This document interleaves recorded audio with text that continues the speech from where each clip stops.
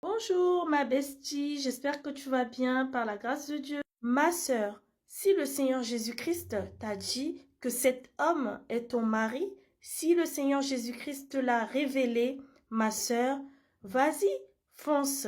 Oui ma sœur, vas-y, fonce, si tu en as la conviction que cela vient du Seigneur Jésus-Christ.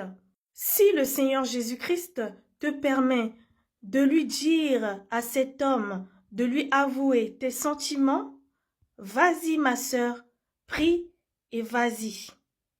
Ne passe pas à côté de ta destinée et ne te soucie pas de ce que les autres, de ce que les gens vont penser. Ne vis pas et n'agis pas selon la tradition et les coutumes des hommes. Vis et agis selon la volonté du Seigneur Jésus-Christ, lui seul. Si cet homme n'est pas convaincu de ce que tu lui dis, que tu es sa femme, que cela vient du Seigneur Jésus-Christ, prie et laisse le Saint-Esprit, le Seigneur Jésus-Christ, agir, car c'est lui qui convainc. Amen. Si cet homme n'accepte pas la volonté du Seigneur Jésus-Christ pour sa vie, concernant le mariage, alors, ma sœur, laisse-le. Tant pis pour lui. C'est lui qui va passer à côté de sa destinée. Vous savez, mes sœurs, le Seigneur Jésus-Christ est la représentation de l'amour, est l'amour lui-même. Amen.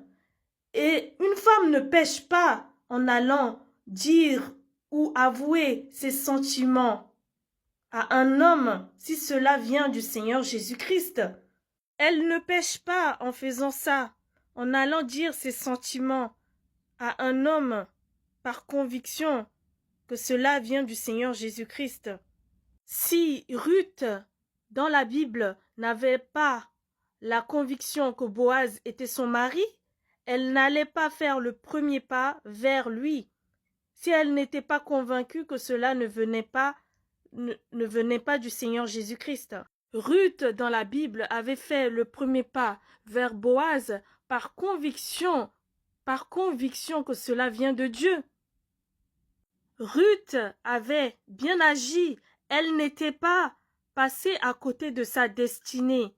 Donc, mes sœurs, mes frères, arrêtez de condamner les femmes qui font le premier pas vers un homme par conviction que cela vient du Seigneur Jésus-Christ. S'il vous plaît.